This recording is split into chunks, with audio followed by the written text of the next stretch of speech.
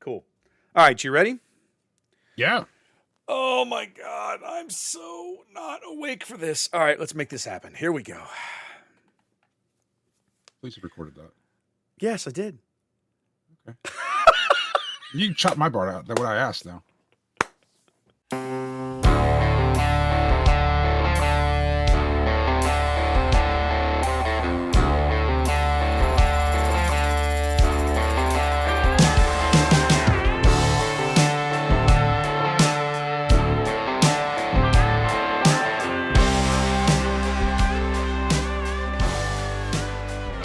All right, welcome back, ladies and gentlemen, boys and girls, gamers of all ages. It is the third episode of the On the Button podcast. Now, typically, we've been doing these every other week, but with the big news today, we felt the urge to strike while the iron is hot and talk a little bit about what FFG is up to in the meta. So you said typically, but at this point, we've only basically skipped one. We've been doing this for 4 weeks now, and we skipped 1 week. There was what a plan. Can be typical at this point? There was a plan, and we're already deviating from the plan, and I'm not going to apologize for it, but it is a deviation. Just saying. Just saying. Anyway, how you been, Trey? I've been good. I didn't get quite the travel under my belts. Hey, we seem to be missing someone. Where's our buddy Ian? Yeah, you saw him last, I believe. So you remember on Sunday in Denver, we were joking about, TDR got played. Everybody do a shot. Yeah, do a shot. He took that a little too seriously, and I think he's still recovering. So hopefully next episode. Maybe next week. He is a small person. He's a small person. He's a very small dude. Yeah, his little hobbit hands can't shuffle 60-card decks. We figured that out on stream a couple Mondays ago too. So yeah, but no, he'll hopefully recover in time to be with us for the next episode, but not here this week, unfortunately. So why are we here today, Wes? Well, it turns out that FFG has been watching, ladies and gentlemen, just like Big Brother. They see everything, apparently, or at least so they believe. And after 3 full sector qualifiers, Milan, Liverpool, and Denver of the Jango show, they finally decided they'd had enough. And for my money, God bless them.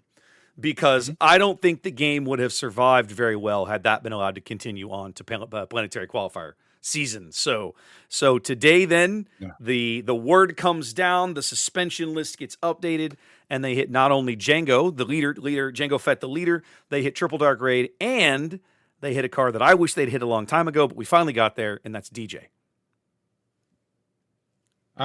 So what is your take on this? Are you right? Did you and Ian contribute to this with your shot counter shot clock on TDR? I'm not gonna lie, I like to think so. One of the best quotes that I saw coming out of Denver, over on the KTOD Discord, the eventual winner in Denver, Daniel, right? He's on that Discord, and I kid you not, within an hour of the tournament being done, he posts on that Discord. Everybody's congratulating him, saying, great job, well played. And he goes, thanks, guys. I did my bit to get Jango banned. There you go. Everybody working together slayed the beast. Exactly. See the community. We can accomplish amazing things when we do it together. There you go. It's entirely possible that the live coverage of the events, the OPE guys able to cover both events, planning all of their coverage, of course, in both events in Milan and Liverpool, and then myself and the late night gaming crew covering the Denver sectional, really highlighting just how rampant and, in my opinion, how oppressive these Jango decks were to play against. I feel like at least contributed.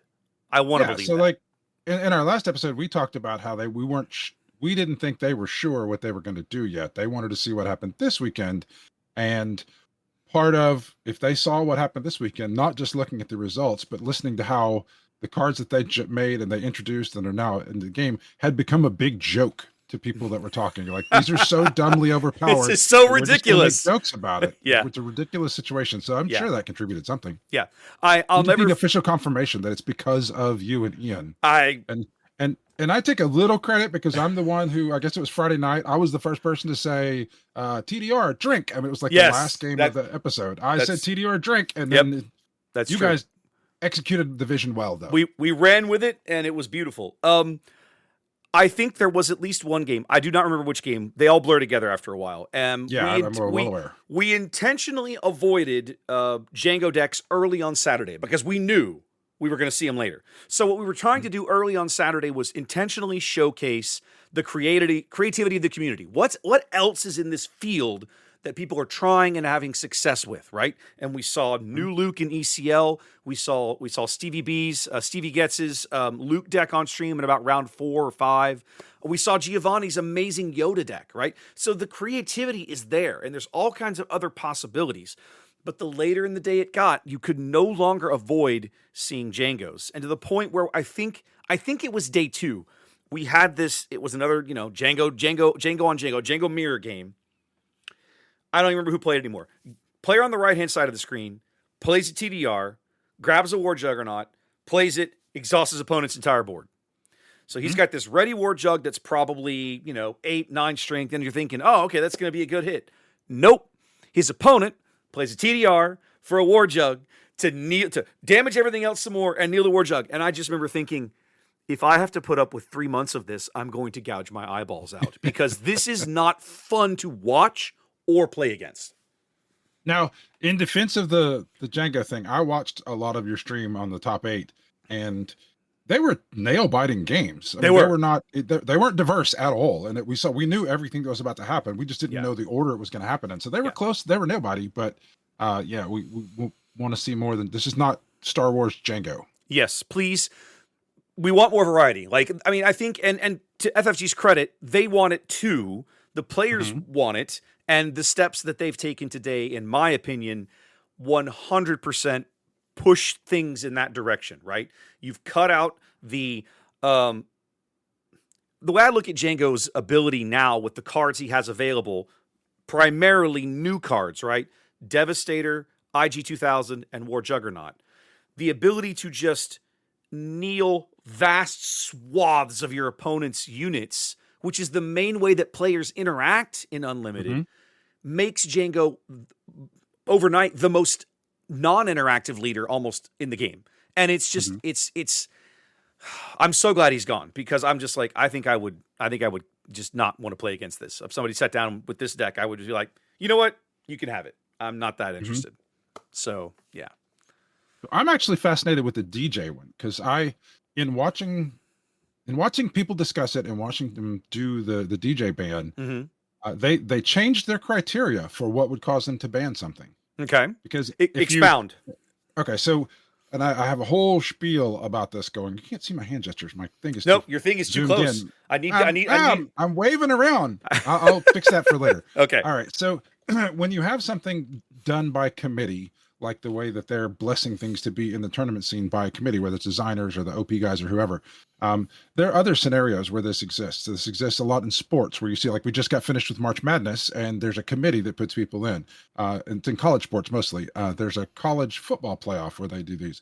And so you get a spot where it's not just should they ban DJ, it's how well are they executing on the criteria for, are they letting this team into the playoffs? Are they banning DJ? Are they fostering the best environment to get this done? And so they actually, if you look at the criteria for what they had been saying, it was all about the diversity of the metagame and who was winning and how long it was going on. And so their criteria, based on their original criteria, they should not have banned DJ because Han was good, but he wasn't overrepresented. He'd been around for a while, but he still wasn't overrepresented and not compared to not at a ban worthy level. Han Yellow is good. It was a negative play experience. So Han Yellow does not care about having DJ. A DJ and tech combo is just an oops, I win. Like every 7 to 10 games, they're just going to win outright because they just hit a bunch of DJ and tech. But most of the time, it's just all the yellow cards. And so, so they banned today. Yesterday was a big judge discussion where I just read the bullet points. I was actually driving to play cards when this came out, so I had to read it when I get there. People told me that the announcement was coming. Right. So when they talked about what they were going to do to foster a competitive environment, they added the term negative play experience to it. Okay. And so that was the moment I knew they were going to smash Han as soon as I read. I mean, it was pages of even just bullet points. It was Yeah, a no, the long bullet deal. points. I read that So post. The bullet points were extensive. so they adjusted their criteria for what was going to foster a good playing environment and what they wanted to get out of the tournament. It wasn't just dominance and time, finishes and how long they had done it. They added the term negative play experience, or maybe it was they wanted to foster a positive play experience, but they used positive or negative and play experience. And so the DJ Tech combo is not oppressive in terms of it's just winning all the time. It is oppressive in that if somebody does it to you, it sucks and you just don't get to play. And it feels so bad that not everybody. I mean, I hate it when it happens to me, but it feels so bad that a lot of people were like, this sucks and I don't get to play. And the way human beings work is bad is larger in our heads than good. And so when a really bad thing happens, like somebody beat me and I didn't get to play, it doesn't matter that Han player played 14 rounds yesterday and it only happened once. It matters, but it stood out so highly in that one person's head that they stood up from the table screaming about not getting to play. Exactly. Like all the times that Han just aggroed right over the top of Sabine and never played tech. I played a game against Yellow Han last night. Didn't even use tech or DJ at all and just crushed me. And this was in the finals of the tournament. So back on, originally, I didn't think that they should have done anything to Han to Han and Tech and DJ because their criteria was how much is it winning and how much is it and how oppressive is it for how long a time. And when they changed their criteria and that now they want to foster they want to get rid of the negative play experiences. One, I knew they were going to do it. And two, I'm fine with it because they changed their criteria. I want to make sure that whatever the choices they make are in service to whatever criteria they say. So if they had just continued to just say, this is oppressive and wins a lot of games and places really highly all the time, and it's been doing it for months. So then, and they said, so for that reason, we're going to ban DJ. I would have just been up in arms and be like, no, it's not. Look at the results. Han is winning, but he's not winning at a disproportionate rate. And most of those wins don't come on the back of DJ and Tech. But it feels so bad. So once they updated the criteria, now I'm fine with it. Doesn't bother me at all. Counterpoint, I would argue a couple of things sort of from the other side of that. One is, and they talked about this, I don't know if you've actually read the article that they released today alongside the video announcement, right? The video stream, and then about an hour later, they put an article up on the website, right? That kind of gave a written explanation. No, I've been in work crisis mode all day, okay, so I no worries. So during the written article, they reminded everybody that back in March, right, they try to do these little revisits of the competitive meta balance at the beginning of every month. And they reminded everybody that in March, they had been keeping an eye on Han. He had been slowly creeping up in PQ season throughout Twilight of the Republic, and to the point where he was starting to get into that range where they believe there might be a problem. But in March, they declined to make a change because new cards were literally 10 days away. And it was like, we're going to wait and see how this goes, and then we'll make a decision. And as I understood their explanation today, it was, okay, we've obviously got, for the moment, JTL is out. The community has adopted it. Jango is our new king of the pack because of these things, and it's ridiculous. He needs to get kicked to the curb. He does. But now that you've dethroned the king, the old king is looking at his throne going, well, I could probably just get right back there. And FFG, for better or for worse, apparently felt that was a little bit risky, and so they wanted to pull Han back a little bit to kind of keep him back with the rest of the pack for now. For me, the DJ interaction, you're right, in the sense of it doesn't always fire. It doesn't always happen, and it doesn't always hurt you. But when it does, it is so catastrophically bad that it completely ruins your impression of the game that you're in, which is exactly what you're saying, right? Because, and in my opinion, that extends outside of the game. It extends to the leader pool. Because when Han can look at the board and say, well, ordinarily I'm a 6 resource leader, but really I'm a 5 resource leader because I'll just come out on the 5 resource turn if I feel like it.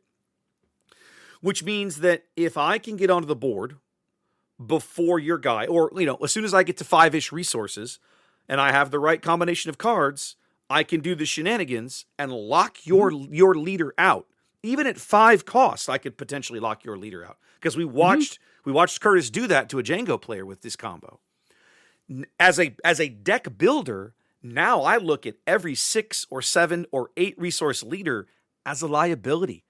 I'm immediately going to look at that card and my eyes are going to just glaze right over it, and I'm going to go look at something else because that leader at 6 deploy or better or more, whatever, 6 or 7 or 8 is a risk. Just playing that leader is a risk in an environment where you're going to see Han, and this combo might kick you in the nuts, right? And it's like, do I want to deal with other this? stuff? There's other stuff that does similar things, and I don't know if it just feels so bad. So we're not really arguing the points. My only argument against it is how seldom it actually happens. You have to have the DJ down. You have to hit tech. The other person has to not kill it. Correct. And that's a lot. Yep. So when I do deck building, when I do a lot of, in all the games that I play, I help other people build decks a lot, and they will show me something, and they'll be like, well, if this happens, and then if this happens, and then if this happens, look how crazy it's going to be. And for every time you add, if this happens, you are exponentially less likely to happen. Yeah. And so if you get DJ early enough and putting face down, if you play tech, if they don't kill it, like that's a lot of stuff and if it's appropriate, because you can do that and just be so far behind, it doesn't matter. Yeah. And so you add all of those, if this happens, it just doesn't happen that often. But again, like I said, I'm fine with it because neither one of us is arguing how bad it feels. Not at all. And that's another good point you make, right? Is that certain decks run, again, certain leaders that run the risk of hitting this DJ wall where they can't deploy their leader have to then find a way to try to tech against it, either to kill the tech or to kill the DJ as soon as it hits the board, right? Mm-hmm. Certain colors can do that. I'm looking at you, red villain with force choke for 2 resources. Certain colors really can't. So it's one of these things, you have to tech when you have to include the possibility, you have to include cards in your deck to deal with the possibility of your opponent maybe seeing this combo. Starts to feel like it maybe is a little repressive. So you mean you have to put cards in your deck that fight against units that suck? Oh no! I mean, don't you have to do that anyway? Yes, but I think some decks do it specifically for this, right? Okay. We're saying the same thing. We're both agreeing that it needed to happen. You're agreeing. Your opinion is, as I understand it, that it should have happened because they moved the bar for what now constitutes a card worthy of suspension. What makes a card exactly? They moved the goalposts, and now the goalposts sit in such a way that I don't have any problems with it. Whereas for me, I look at it as pulling DJ out of Han's repertoire is a reaction to what they were starting to see last month and declined to action until we caught up to where we are today. And now that we're here, they're like, okay, well, we didn't hit Han before. We're going to hit him now. It's a love tap, but we're going to hit him anyway. So I think it makes sense. All right. So before we move on, because now we got more stuff to talk about. Ian brought this up, and this is it's not really I don't think pet peeve is the right word, but I think it's a bit silly. FFG using the term suspension because they don't want to use the term ban because they can undo a suspension. As if they couldn't undo a ban. They could undo a ban. It's so dumb. It's silly. They for whatever reason, I guess somebody has decided the nomenclature of this really matters, in my opinion, in your opinion, as longtime CCG, TCG people. It really doesn't, right? You're going to have lists of cards published with FAQs or the rule set that say, this is the naughty list, and the things on this list can't be played. Doesn't matter what you call the list. It's the naughty list. Don't be on it. Like, it's that simple. Right. It's just silly that they want to come up with some specific term but yeah, whatever. We'll deal with silliness. Everybody else will still just say banned. We're all going to use the term banned because at the end of the day, that's really what it is. It's on the banned list until one day it might not be. But for the moment, it is. Because unban is a word. That's true. Yes, it is. So with all of that, go ahead. Yeah, go ahead. No, I was going to say, with all that said, on each other. I know, right? With all that said, we have this whole new playground. Yes, that everybody gets to build. So what's coming? Not necessarily what are you going to play, but like what do you think is singing from the rafters? What is standing on the balcony and in song? So for me, I think shuffling Jango out of the environment gives Piet room to possibly make a splash, right? Everybody Okay. came into this set thinking that Piet, pick a color, right? There's several different colors of Piet that are viable. And we've only seen one really kind of rise to the top, our Piet yellow player in That's the Milan. one that could play TDR. Right. That's Right. But Piet has plenty of tools without necessarily that. So, but the struggle I always had when I looked at Piet in a Jango world is, great, I built my deck, I ramped to 8, I played my Devastator early, it's ready to go, I don't have initiative, and now it's looking at me exhausted because of a P-38 Starfighter that cost 3 resources. Yep. So I was having this conversation with a buddy of mine earlier, basically saying, it's not that there aren't ways to tap or bounce big death triangles, which is Piet's whole thing, right? The big Star Destroyer decks. But they require you to expend more resources, it feels like, than Jango was doing. Jango was building his board. Resource. Exactly. Jango would build his board, tap damage yourself and exhaust it all for one card. Whereas now, if you want to put a piece of a card, just a piece of a card. Yeah. There's something you were going to play anyway because it cost 3 and gave you a 3/2, and still had a death trigger that would do it again. Exactly. So now I look at it. I personally feel like all flavors of Piet are now a little more viable. I still think it's on the community to find, which one of those works better. Which one of those, what's the right mix of cards. But I think it's more. It's going to have more legs than it did a week ago. Personally, I think the new Boba Fett from JTL is going to find his way in. We already saw some of him in Denver. We had some Bobas that finished quite well. We had some games on. We streamed at least one game of new Boba Yellow.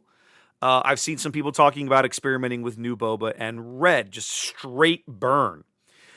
Either way, I think that leader has some potential. He's got some villainy cards in the TIE Bomber, the new Fire Spray. So even if you leave Yellow out of it, there are things in that deck that are quite scary. The new Vader leader. I had never really considered the new Vader unit. You'd start off. I watched somebody do TIE Bomber and then Vader Pilot. Like that was their next play. Oh my god! I won 2 games last night. I had my weekly play session. Not to get into it, but I won multiple games playing TIE Bomber and then putting the Vader unit on it and just being like, turn 2, I swing for 3 and 3 indirect. Exactly, three indirect, and I ping something, and then if that murders it, well, then I get to do another damage to your base. Like it was, I watched people. I was like, that is a beautiful line, right? And so I think that deck, with or without Jango, I think that deck had potential. And I think now that Jango's just out, I think some of those players will gravitate over to look at new Boba Fett and try him out. And I absolutely think the indirect damage deck, that indirect around that leader, that synergistic deck has a lot of possibilities that I think we're gonna see it for sure. Yeah. What about you? I got some. Yeah, I think so. One, Han isn't going anywhere. Han didn't need tech and didn't need DJ. Han just now has 6 extra cards to find things that are not devoted to just trying to oops, I win. Yep. And so Han is going to be really good. Han is going to have some of the governor taken off, and I think Han is going to be one of the top decks at going forward. That's one of them. So you're going to take away like 1 out of 8 wins is now he's going to have to like try for it instead of just gonna have to work a little hard. Figure it out. So other than that, I think Sabine will make a big comeback now that she can close out decks with her big ECL overwhelm stuff. But the one that I think actually is going to be the big winner out of this, I think, is Quinlan. I think for sure. Quinlan is going. He didn't have anything hit because it's hero. It's white instead of black, so he didn't lose TDR. He was already really good, and he just gets to take advantage.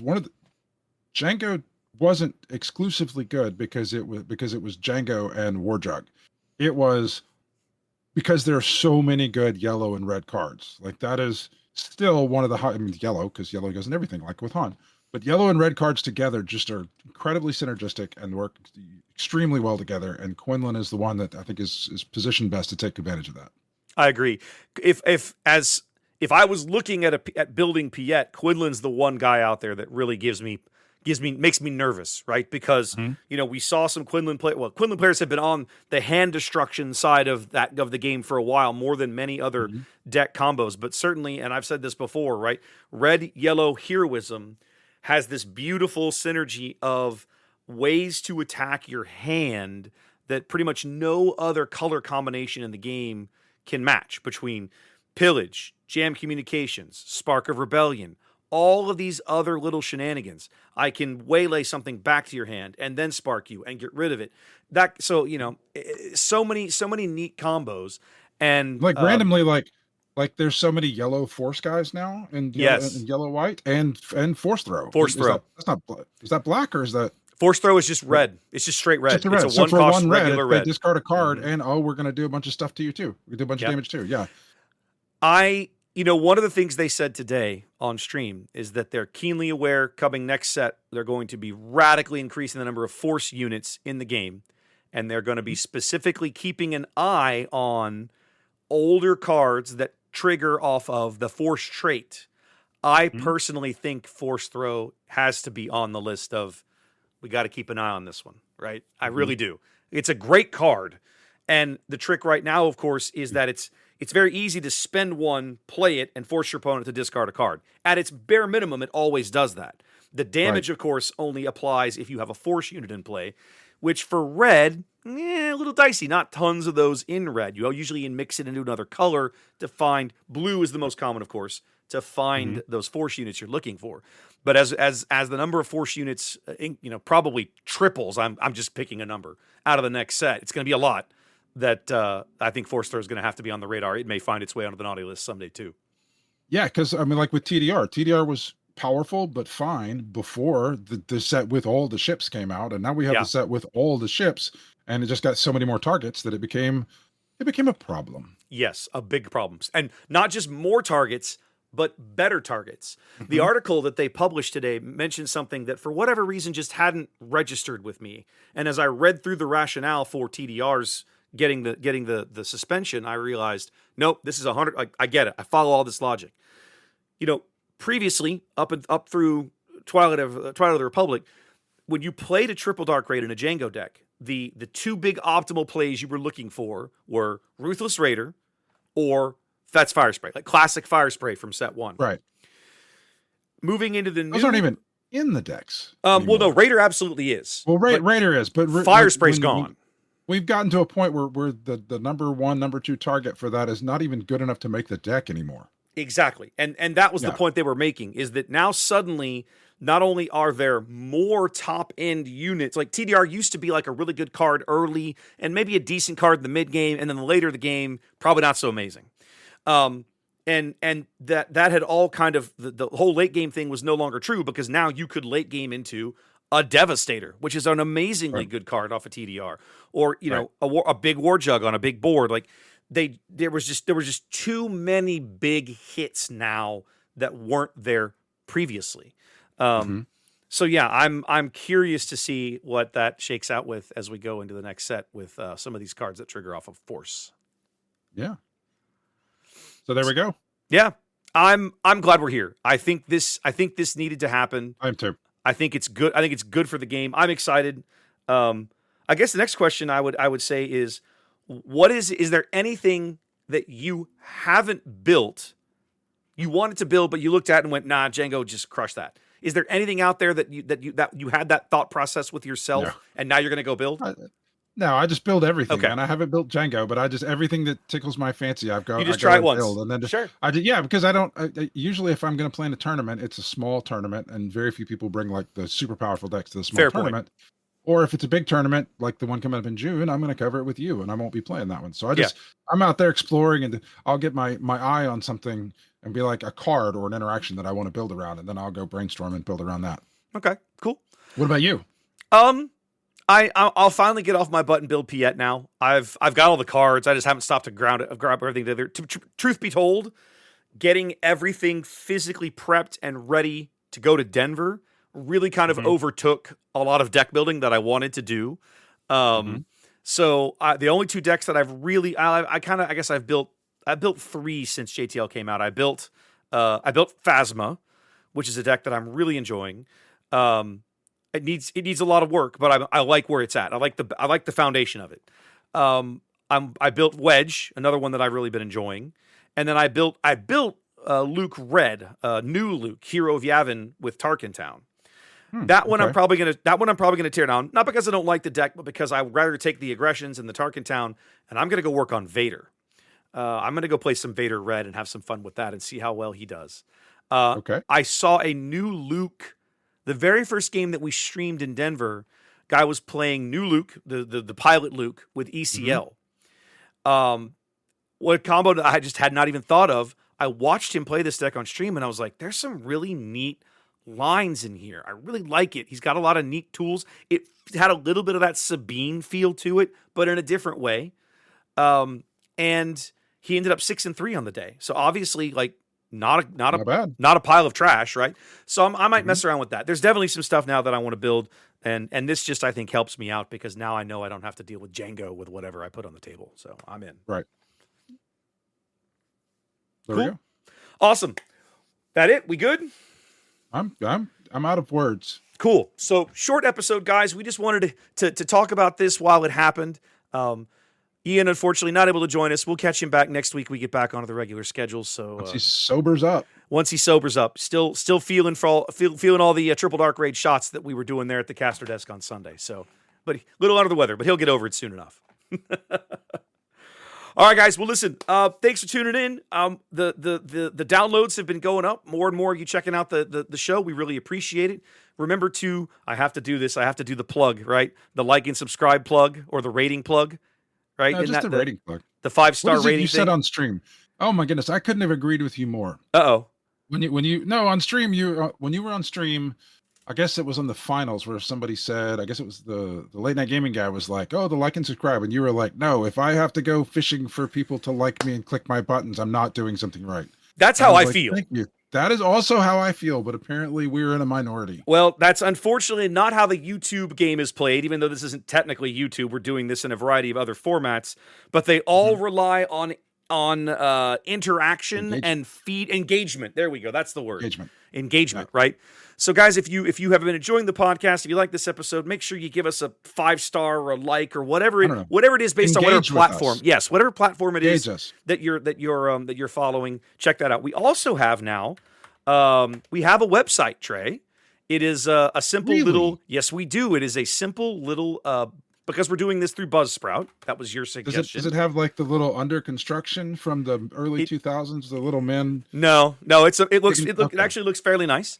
Okay. So you can find us at all run together, onthebutton.buzzsprout.com. You can come over there. You'll find I'm episodes, fixing that. and you should be able to. I think there's even a link there to like text us or write us or send us fan mail or something like that. You can also support the show if you are so inclined, and that sort of thing. So check that out. That's another way you can engage with us. And yeah, if you guys have got stuff you want to hear us talk about, suggestions for a future segment, please, by all means, reach out and let us know. All right, Trey, that's it. It's dinner time. I'm going to go get some food, and I got other things to do this evening. Yeah, absolutely. Thanks for being here, guys. Appreciate you. We'll catch you on the next episode. Peace.